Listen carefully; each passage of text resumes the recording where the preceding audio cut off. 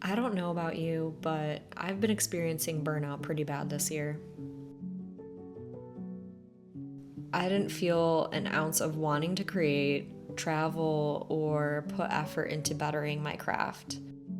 Instead, I just felt overwhelmed, tired, and kind of lazy. Because there were so many personal conflicts and things that came up this year, I felt forced to pause. In my burnout stage, I've been reconnecting with myself, my hobbies, cleaning, relaxing, and I didn't realize how badly that was necessary. But lately, I've been missing my creativity and my passion. So I've been taking the time to reevaluate on moving forward. It got to a point where I finally decided to do something about it. So I moved my entire creative space out in my living room in hopes that I would be able to start creating again and be consistent with it. I want to be inspired again, and with the new year coming up, I feel like this is the time to start doing something about it.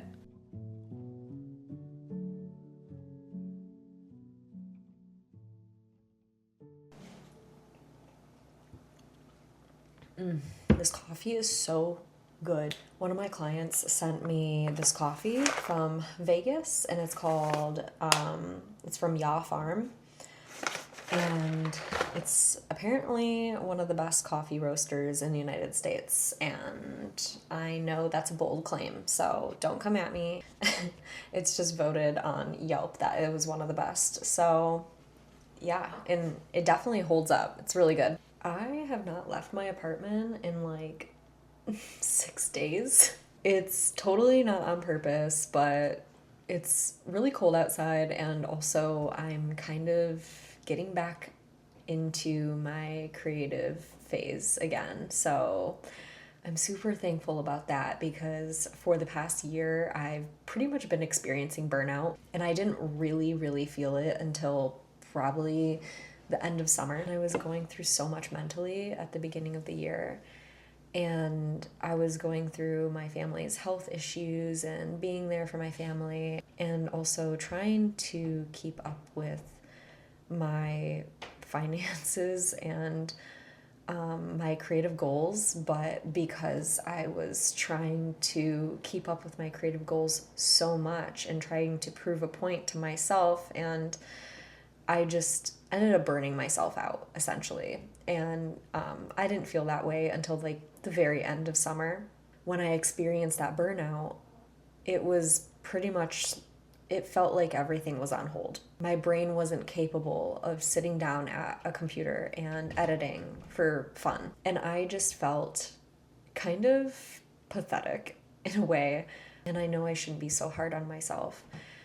So I knew it wasn't okay with what I was feeling. I essentially didn't want to travel or do anything or set out goals. I didn't sit down at my computer unless it was for work specifically, because obviously I needed to take care of my bills. I couldn't just completely stop editing. It got to a point where it was just so unavoidable, and the moment that I would stop working, I wouldn't do anything. I would just lay and watch TV and basically do nothing. But I feel like I needed that. It was kind of my body's way of telling me that I needed to slow down, and the things that I was putting on myself was a lot for me. But in a way, I am very thankful for my burnout stage because it kind of made me reevaluate my creative goals and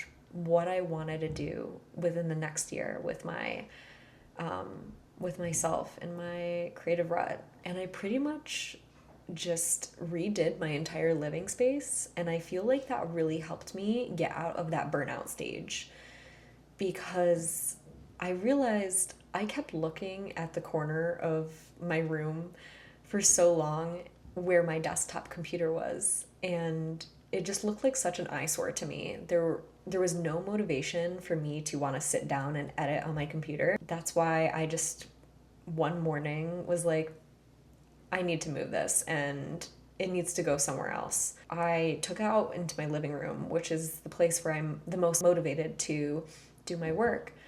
The moment I did that, it was just like instantly I felt the need to want to re-edit old photos or just revisit things that I haven't, seen with fresh eyes in a very, very long time. And that's why I kind of just want to hang out, re-edit some old photos with some fresh eyes, and just exercise my ability to get out of that burnout stage officially. It's a long process to get out of, and if you ever feel that burnout stage coming or you are in it, just be patient with yourself, especially. And don't be so hard on yourself, because we all experience it and there's nothing that you can do about it besides just taking the time, do nothing, and reevaluate what you want to do in life.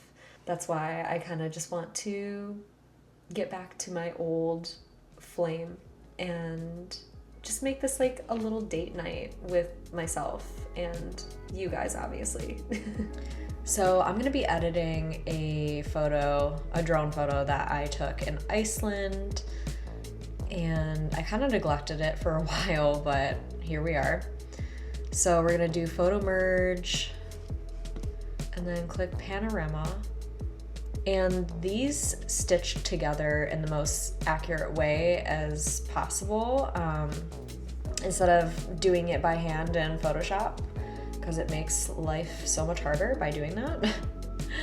But there's 3 other options that you can choose from, but I think I am gonna go with the perspective one, because that one makes the most sense and is more aligned correctly. Okay, so now we're ready to edit our photo, and everyone edits differently. Obviously, I'm gonna try to make it as less chaotic as possible, because my brain kind of gets scattered and I go back and forth a lot. So messing with the basic adjustments first, upping the shadows to get the most amount of detail as possible, and lowering the whites so it's not too blown out, and the highlights. And then we're gonna crop that by 4:5, because most likely I'm gonna be posting this to social media. So here we are. I kind of want to make the church a little bit more even with the photo. And I think I like that. We're gonna go ahead and crop that. And then add a little bit of contrast to that, but obviously you're gonna have to up the shadows again, because you don't want to lose the detail too much. And I like making my photos kind of dreamlike, or just softer. So I usually lower clarity as much as possible, and then upping the texture a little bit as well, so I can get a little bit more details to the photo. But obviously you gotta be careful with the clarity, because you don't want to completely destroy the details of the photo. And then lowering the saturation, bringing up the vibrance a little bit more. And then in my opinion, this is one of the most important things in editing a photo, is using the tone curves. And I like to usually make like an S curve for my photos.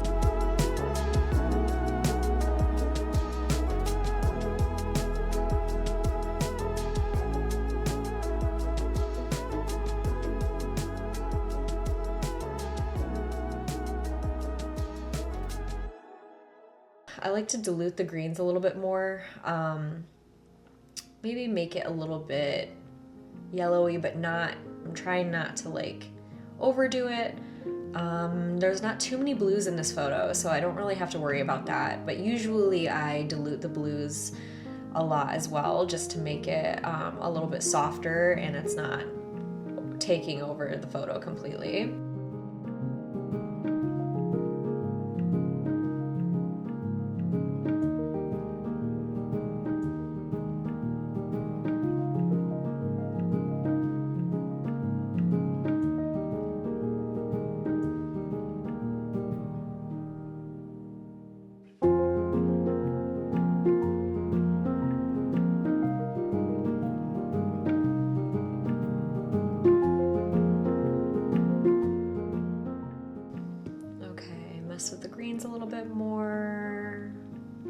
I'm so indecisive about how I want this mood to go, because there's so many endless possibilities, because there's so much green in this photo. So I want to try to make it super moody. I feel like that's just my style. I love making photos like dreamy, moody. I don't know. So we'll go ahead and just come back to that. And I'm gonna go ahead with masking and see what I can do with the background of this, because again, I'm still not a fan. I kind of want to make it misty. I'm definitely gonna dehaze that. Make the blacks, up the blacks a little bit more. We'll see. I kind of really like that. Okay. Not completely like this, just like, hold on with me, hold on. Maybe we can just mess with it a little bit more. I'm probably gonna have to come back to that again, just so I have fresh eyes, but I'm definitely not gonna make the background as bright. I don't wanna make it super blown out or anything, so we'll just go ahead and just stick with that for right now. I just kind of want that to disappear without putting this into Photoshop, which I probably might at the very end, but I want to see how much I can do with Lightroom to get it how I want. And usually Lightroom does a pretty good job, especially lately with the updates that they've been doing. It's been insane. I pretty much almost never have to take anything into Photoshop anymore, just to get out like the little fine little details that I don't really like in a photo. So I really want to focus on the church. I can't even believe that it's still standing. They've definitely done work to it, but it's so beautiful. This entire area is beautiful. If you ever get the chance to go, I can't pronounce the name, but so beautiful. But I want to put the focus on that. So I'm kind of aiming towards putting the church in a more brighter environment, but also moody without losing those details with the church. I kind of want to put more focus on the church again. So I am going to make the foreground a little bit darker, just so your eyes kind of lead up to the church area instead of just focusing on the lower half, the lower third of the photo, because I just find it distracting. So I like to put like a little vignette around, especially the foreground of the photo.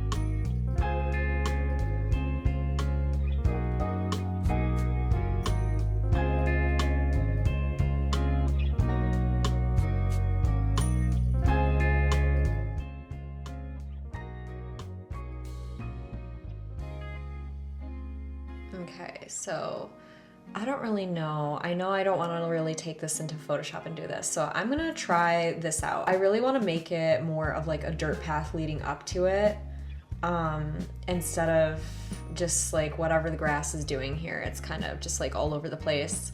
But for the sake of the photo, just want to make it a little bit more even. Let's see what I can do with this background. Maybe I can just get rid of it here, actually. I don't know how this is going to turn out. Like, it's a hit or miss with Lightroom sometimes, so we'll just see. Wow, okay. I actually love that. That's amazing. No, not that one either, but the first one actually turned out great. Okay, I didn't expect that, to be honest. Now it looks a little bit more even. You don't see the details in the background, which I personally didn't want anyways. Like, I didn't want those details on there, so wow. Like, now I just kind of want to focus on the colors on the foreground and make that lead up there.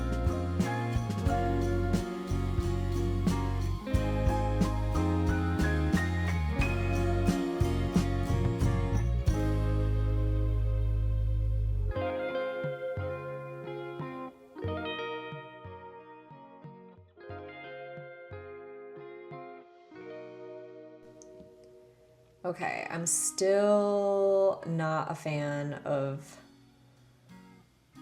this area. And then I want to make it more of an aligned path. So let's see what it does there. I seriously doubt it's gonna make the path that I really want to. I might bring this into Photoshop just to manually do it, because sometimes I just don't like the way that Lightroom does some things, so. If you can hear in the background, my cat's like snoring.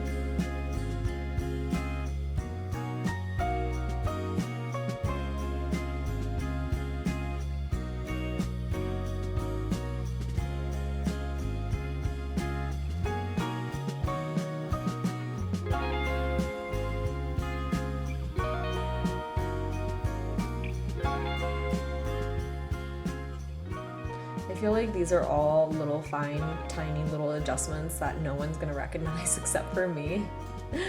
But that's okay, because I want to be 100% happy with this photo, so.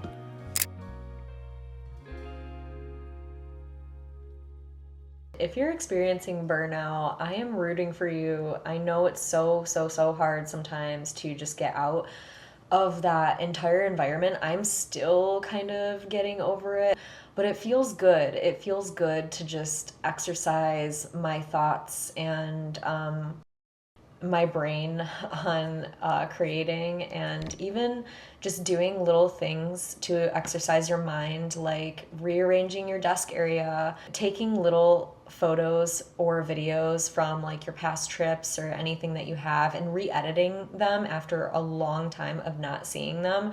I definitely recommend doing that. That has definitely ignited my flame in some way. Even though it's really small, it's helping me just get back into the groove of things. And I'm hoping to just do more of this and continue, because I really like editing and I really like just spending some time with some coffee and sitting down and just getting lost. So thank you guys so much, and I'll see you later.